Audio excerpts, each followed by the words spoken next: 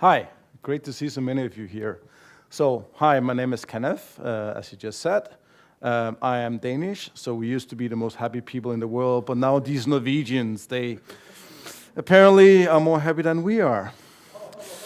I work for a small semiconductor called Intel. Not a lot of people actually knowing that I actually do a lot of software at Intel. For every silicon you do, and like new features, you actually need to enable that with software. Otherwise, it's not useful. I work mostly on the web, so I work on Chrome. I work on standardization in the W3C and things like that. So I am actually a spec editor of a few specs you might have known, just like Web NFC, working on generic sensors, working on web app manifest, if you've heard about this progressive web app thing. So yeah, that's basically what I do, trying to move the web forward. I am also lucky to be a Google developer expert, which is one of the reasons why I'm here. So I want to say thanks to Google for sponsoring.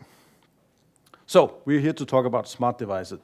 But the first thing you might ask yourself is, what makes a device smart? Is it really smart if I want to turn off the light, I need to pick up my phone, unlock it? Where is that up again? Let me. Oh, there's the app. Oh, it's launching, it's launching. Oh, that light, turn off. No, that's not really smart. You need to actually solve real issues, and you need to be around when people actually need you. And you need to be easy to use, like low friction. So these are things to have in mind when trying to solve these things. So a good use case is that sometimes voice is better. For instance, I'm sitting on my couch at home watching TV. I really want to dim the light. Instead of finding that app, or I can just say, hey Google, please dim the light in the living room, and it just works. So it depends on the use case.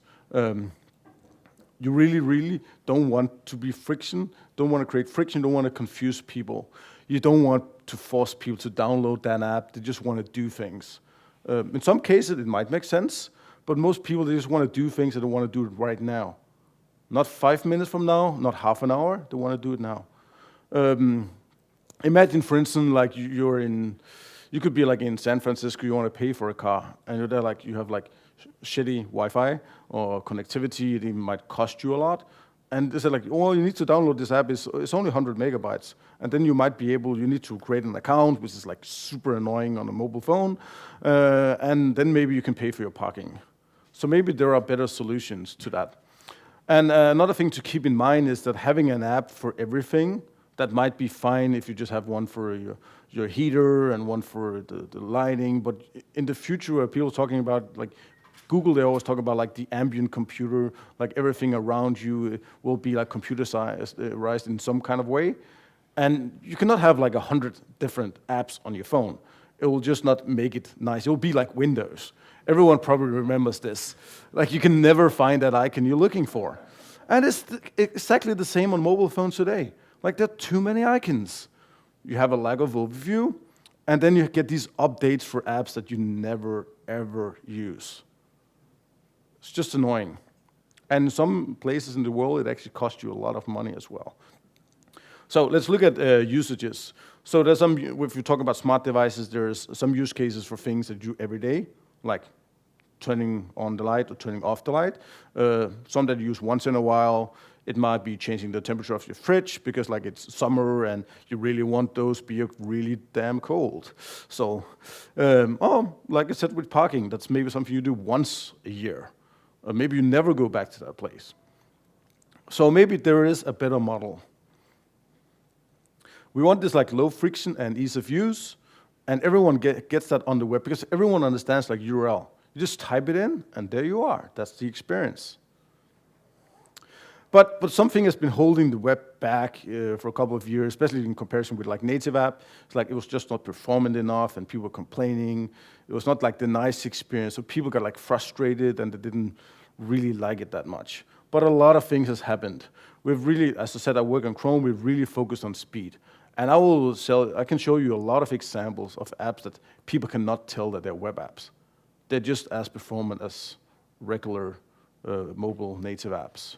So we're really getting there. And there's a lot of things going on, working on server pools, there's Serviceworker, something called a purple pattern, scrolling. We're working on new things for CSS that allows you to do like even better interaction models, etc. And we have this new thing you've probably heard about, like especially if you went to like Christian's talk, probably other talks as well. People talk about something called a service worker. So a service worker is a new feature on the web. It's not in all browsers yet, but it's basically being implemented everywhere. It's like a proxy server that sits between the server and the browser, thus your web application. And this is pretty cool because it means that if you've like cast all your resources and you're offline, it can actually show you something. It could be something like Netflix that said, hey, well, you downloaded these 5 movies, so instead of showing you all in the catalog when you're not online, they'll just show you the movies that are actually available to you. And it's really flexible because you can program it in JavaScript, so you can make all these kind of experiences. Really, really interesting. It also is a bit sad because it means we won't see this dino anymore. And I really love this dino. Actually, the Google guys loved it so much as well that now you can go to about:dino in Chrome, and you'll get it. So basically, what I wanted to point out here before going into the content is that the web is basically up to task today. You can do amazing things on the web. It can work offline, it can be performant, and you have like great interaction as well with touch, scrolling, etc. So here's an example of if it loads. Let's just see. It was loading earlier. So this is an example from the Polymer team. They just launched an app, and you see, everything is smooth, everything is nice. You don't even see the Chrome and all of that. So people say, hey, that can't be the web, right? I don't see any address bar. It's super fast. There's an icon on the home screen. That's a native app, isn't it? But no, that's an experience we call progressive web apps. So this is something we've been working on that allows these apps or services, when you go into a website, you interact with it, you really like it, like say, hey, this is a service to turn on my light, for instance, just like as an example. And I said, like, well, I interact with it every day. I really want an icon on my home screen. So you can do that if it makes sense for you. And when you have done that and you can launch it, it can launch with like being locked, for instance, to portrait mode, depending on the app needs. It gets better access to some of the device APIs. So for instance, on the web, there's no audio for autoplay videos, but if it's added to the home screen, Chrome will say, hey, maybe that's fine. They can allow that. So it's kind of like a more engagement. But it's all like opt-in, like you decide. Like if you just use that service once, you're probably not gonna add it to your home screen. But if you use it every day, you might wanna do that. So there's also a new book about progressive web apps. I like it because there's a quote from me, so that's why I'm putting it out there. It's from O'Reilly. It's a really, really nice book if you want to learn more about that. So basically, the web is really, really good for these like once-in-a-while use cases. People say it's ephemeral. It's a word that maybe a lot of people don't know what it even means. It means it kind of goes away if you don't need it. So I go to a web page. There might be a cache. Even with Serviceworker, it can create a cache.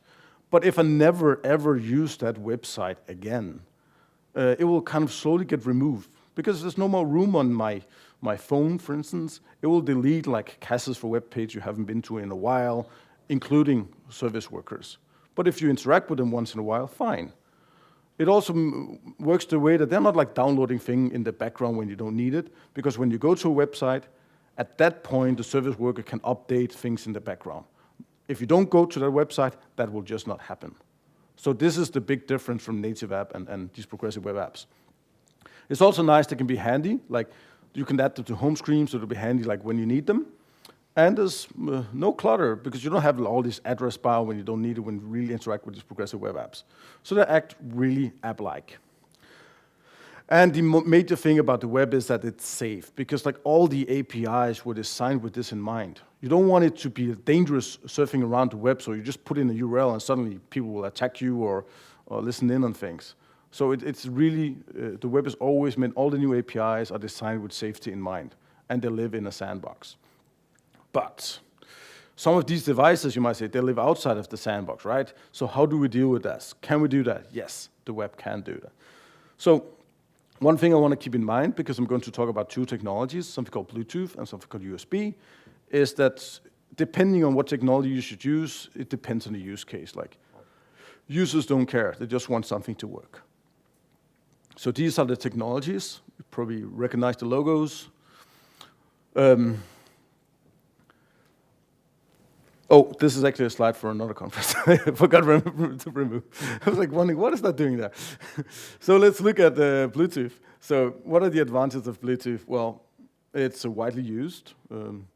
It's low energy, so it doesn't like drain your battery. Some of these devices are actually, they're not cable, they're wireless, so this is kind of important. They're relatively cheap, easy to use, and have built in something called like a beacon functionality. Like a device can kind of like say, hey, I'm here. Which can be nice for discoverability. Some of the disadvantages could be like security. They're radio waves, so maybe you should encrypt what you're sending. That could be a good idea. They're not powered. That might be an advantage and a disadvantage depending on your use case. But of course, like if it's wireless, there's like stability issues, speed as well. There might be a lot of other like interference around, and there might be areas where you're just not allowed to use them. For instance, in a hospital. So here's an example of a web app connecting to one of these candles and changing the color. So this just shows like how well it works. See, this is what you can do on the web today. So this is the web Bluetooth spec. It's based on like the newer Bluetooth, so it's called Bluetooth 4. People also call that low energy. Unfortunately, in the standard, it's actually called smart. So it's called Bluetooth Smart. I bet like no one has ever heard about that. Now, like this is the crazy thing. There's also something called Bluetooth Smart Ready.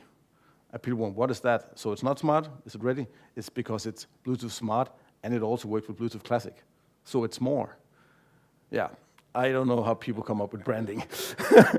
But anyway, like it's a really, really nice new API. It's based on all the new practices on making like good web APIs. So for async functionality, you have like promises. It also uses something called typed arrays, which is important because you're dealing like with binary data. It doesn't support classic mode, so this is like Bluetooth low energy only. And you connect to a peripheral. You cannot act as a peripheral yourself. So support is getting pretty good. It's shipping in Chrome for a while. It works on Android. It works on Chromebooks. It works on Mac as well, but it doesn't work yet on Windows because Windows just got the required functionality in the latest Windows version. So they haven't gotten that implemented yet. It only works over HTTPS, so it needs a secure connection, so no sniffing. And it requires, this is really important because I said before, like the web is supposed to be safe. So you don't want to like surf around the web or click on a link from Facebook and suddenly a site starts like listening to your Bluetooth devices. So it requires a user gesture to actually request a device. So the user knows what's going on and can ignore that. So this is kind of how it works. So you see the user touching in the middle, it pops up, a list showing the devices around him with some filtering, and suddenly you can get like the heart rate. This is from a Finnish company called Polar, is connecting to their heart rate monitor. So works really, really well. So just to show you a little bit about like how this API works, you don't need to understand the details. See if there's some lighting here. It's kind of like you request a device, you can give some filters, like I'm only interested in like a battery service or like a heart rate. Then if it works, if the user actually just selects one of these devices, it returns a promise. This means in JavaScript you have a .then, you can do something. If not, you can get an error. So I'm just showing here there's a different ways that you can actually request these devices depending on how they're implemented. When you then get a device, like you can also filter over names. One thing is important that a lot of these devices, they have something called services. And you might have a device that has service A and another one that has service A and B. So if you connect to the device that has service A and B, you might want to use B. But as the other device doesn't have B, it only has A, you need to list B as an optional service or you won't have access to it. This is one of the problems that people tend to not know, so they just don't know why it's not working. Just to explain a bit about like how Bluetooth Low Energy works, you have a profile, it has a service inside it, which has some kind of characteristics. If you know JavaScript, which I assume you do, it's kind of like think of a service like an object, and the characteristic like properties on this object. So this could be like a Boolean, a string, or something else. But because people that do hardware, they like compressing things, so many of these characteristics on existing Bluetooth devices are actually byte arrays, so they might actually include like multiple values in the same byte array. So just keep that in mind. So when I get my device, I can connect to what's called the GAT. It's called the generic attributes. So this is basically what we're looking at here. And from there, I can, for instance, get a characteristic. So here I'm getting a characteristic like battery level, and I read a value. Very, very simple. As this is like a binary format, I know that value is an unsigned integer 8, so I get the first one. This is using what's called typed array in JavaScript. Sometimes you can also set something, so I'm writing something instead, depending on how the device works. But a lot of these devices, they also have some kind of notification, like a temperature. It might change. So some of these devices, you actually notifications instead. So you'll start the notifications and add an event listener to handle every time the value changes. So that's what I'm doing here. It might look like a lot, look difficult, but it's actually quite easy to work with when you get like the basics. I said like these devices also have like some beacon functionality implemented. So that's not kind of that useful on its own unless you actually know like how to read those values. So Google, they went ahead and created a standard called Eddystone, where they said like this is a standardized way that these beacons or Bluetooth devices can like associate themselves with a URL. So for instance, this could be like you're at a bus stop and it will actually show you the schedule, like a link to a web app. And from that, you can then connect to it and do things. So this works something like this. Like devices around them can advertise themselves. This is an example from England, where a company that did this with the bus stops. So this is not how it looks in Android today. It's now part of Android Nearby, but something like that. Hey, there's some websites around you. You click on it and you can connect to one of these. So that's pretty seamless. So this is how it works. It opens up and you get like this nice progressive web app. This is because the person actually installed it. Otherwise, there would be the Chrome here up in the top. And this also works really well for, like Google showed this example with how to actually do payments, like for your car. So it's really, really nice solution. I'm not going to go more into detail about what Bluetooth, but here's an URL. Also share the slides afterward. And here you can like learn a lot about like how to get started with these technologies. So let's look at, now you have the basic of web Bluetooth, so let's look at USB. So USB, you probably know that, it's cabled, it's widely in use, it's pretty secure because it's a cable, and it can also power devices. In comparison with Bluetooth, like the speed you can get there, like it's much, much faster and very stable. You could say that depending on use case, being cable might be a disadvantage as well. But it's great, there's no like radio interference. And actually for security reasons, especially like in factories where you don't want like people to go in with the Bluetooth, with their phones and actually connecting to like your robots, you can actually have the connector behind like a lock, or behind a latch or something like that. So it's a physical key actually to go in and plug in your computer. So there's like different kind of use cases. What is also very important is that a lot of the hardware out there today is actually already works with USB. So a lot of these companies, like I was talking to like a Norwegian company called Lærdal Data that do CPR dolls, and they're USB based. So they cannot go out and change all these dolls, which are really expensive. So it's nice that you can actually work and make this work with existing hardware out in the field. And as I said before, like the companies that use it, they don't care what technology you use. These technologies work really well together. So here's an example I did. So I have this device myself. It's an Arduino 101. You see it's unplugged currently with USB. I'm plugging it in. It's a bit complicated. After a while, it takes like 3 seconds to boot. It should show up like a dialog. This is also what you can do with Bluetooth. You see now there's light on. It shows up a small dialog. If you click on that, it can have like an associated URL. So it's loading a URL. I made like a small editor where you can you have some JavaScript there. I'm just showing that there's a web USB permission and some JavaScript code for an example. So you see there's a temperature sensor, the small one, that's a temperature sensor, and there's an LCD. If I now click on run, it should start running. So now it's getting the temperature. So I actually can program this device with JavaScript. So that's pretty cool. So I'm also just showing it's live. So I'm checking the RGB example, and the light should start changing color. So I think this is just like amazing what you can do on the web today. This is like, when I worked on these things, like, wow, this is like eye-opening. This is really, really cool. So as I said, it's showing a device running JavaScript. It's running something called a Zephyr OS, and I worked on this project called Zephyr.js as well. Bootstrapping, by having some special field in the USB descriptor, you can get you can associate a URL, and the device is being powered over USB. So in comparison with Bluetooth, USB has 3 different modes of operation. Something called bulk, something called interrupt, and something called isochronous. Yeah, that's a difficult word. So bulk transfers are it's like put things together and send it at once in a while. So this is mostly what they use for like serial connections and printers. So when you have a lot of data ready, you send that.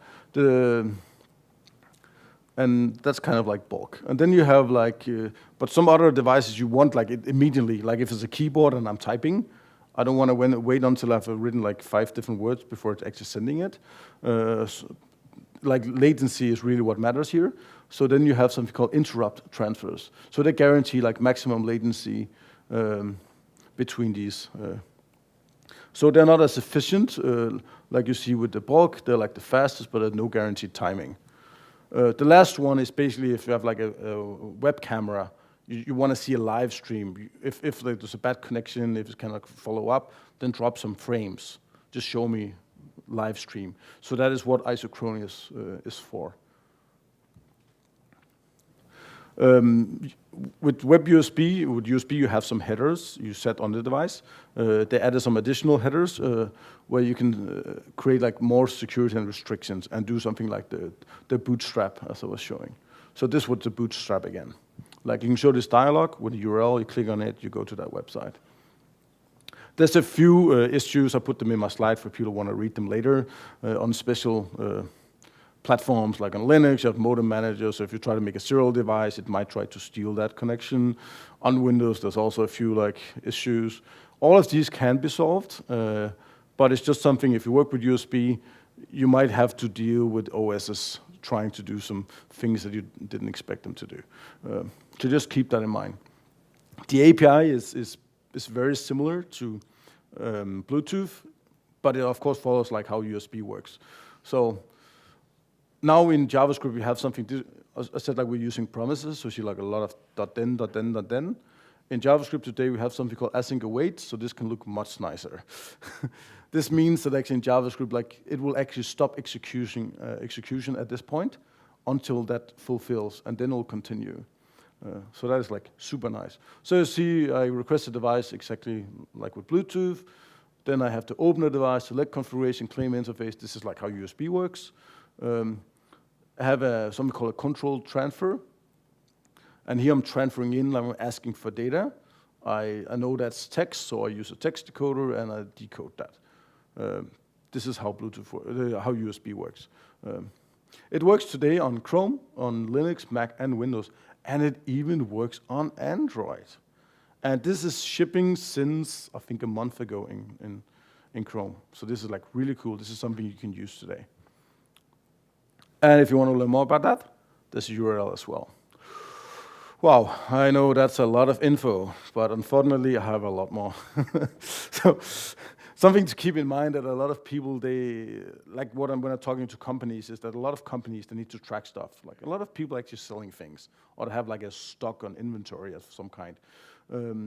So people, they really like barcodes, because you can quickly read and track things, or you can get information of things around you, or maybe you can do quick actions with NFC and all of that. So in some cases, it might be that you just have a USB, like a Bluetooth beacon. It can broadcast like an URL. It can follow the device around. That might be the best solution. Maybe NFC tags. It requires like you need to actually touch it or be close to the NFC tag. Sometimes that's exactly what you want. Or sometimes you just want like these QR codes like we have on these, because like they're cheap. You can just print them, and you can stick them on everything. So really, really nice. But what about using this on the web? Well, the cool thing is that the Chrome people have been working on something called a barcode reader. It's actually part of a standard called shape detection, which scales to finding like humans in pictures and whatnot. So I expect there'll be a lot of other things you can do with this API soon. But at least it also works really well for barcodes. So even on the web today, you can start detecting barcodes. So I think that's pretty cool. This is currently behind a flag in Chrome, so you can turn it on and play with it today. And I believe that they will ship it when they get the feedback, and maybe in half a year from now, something like that. I have personally been involved with the Web NFC spec, so this is something that's also implemented in Chrome. It's also behind the flag, and this will soon become something called an origin trial. I don't know if anyone of you have heard about origin trials. Anyone of you know origin trials? One guy, that's not a lot. So the thing is that we would like to do experimentations on the web. It's kind of difficult for developers to adopt a new feature if you have to ask your users to go and turn on a flag, because they will not do that. They might not know how to do that, and it's kind of difficult. So if you, as a company, you want to use some of these new APIs, at some point they'll be turned into an origin trial in Chrome.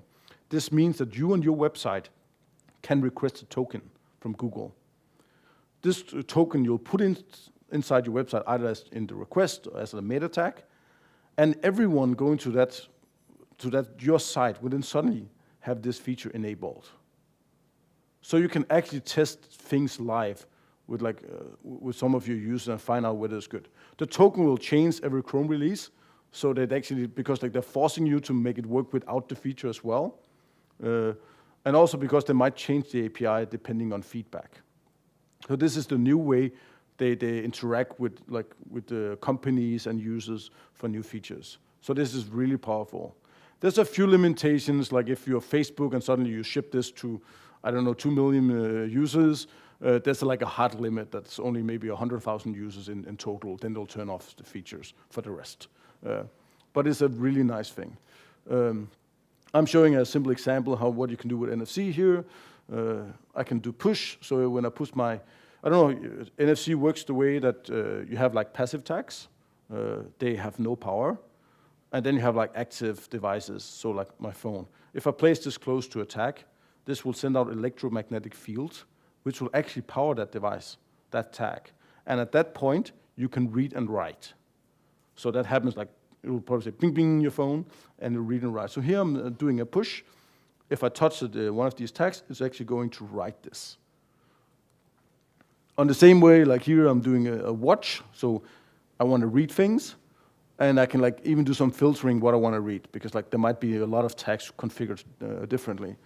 So here I'm looking if it's empty, so I'm reading at the same time. If it's empty, I push something to it. I'm actually pushing some JSON. So here, just give me some JSON, a JSON object with first name Kenneth. If I do it the next time, so it's not going to be empty any longer, I call this function process message. It will find the JSON, and it will actually pull that out and actually write that. I'm also doing examples here that you can even like store an image as well. So this is really nice. And I think this is pretty cool because I took a picture with the inventor of the web, Sir Tim Berners-Lee, and he was even very excited about this new technology. So here's an example of how this can work. So I have this is a small app I did. So progressive web app. It's a shopping list. So I can write something. I think I am probably writing milk. And I press write, so I'll put that on a tag, and it's like wrote milk. And then if you do it again, it will read it. So say I got milk added to my shopping list, and now I'm writing cocoa, because I need some chocolate milk. It's kind of difficult filming and, and doing this at the same time. So it actually failed, and then it worked. And I'm just showing that I have already configured these others. So you can imagine this as a small example. You put one of these stickers in your bathroom next to your toilet paper or next to your washing machine, and then like every time you're out of toilet paper, you just like put your phone up there. So I think there's like a lot of nice use cases you can accomplish with these.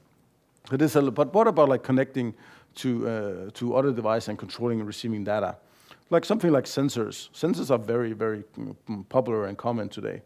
And my phone is full of sensors. It has magnetometer, at least mine, gyroscope, and a lot of other things. So at Intel, we've been working on a new API called the Generic Sensor API. And we try to make it in a way that it will work for like local, like the web platform, the browser, but also for IoT devices. So you can have like one API to rule them all. So we worked on this called the Generic Sensor API, and then we did like specific sensors like orientation sensor, gyroscope, magnetometer, accelerometer, ambient light sensor, a lot of them.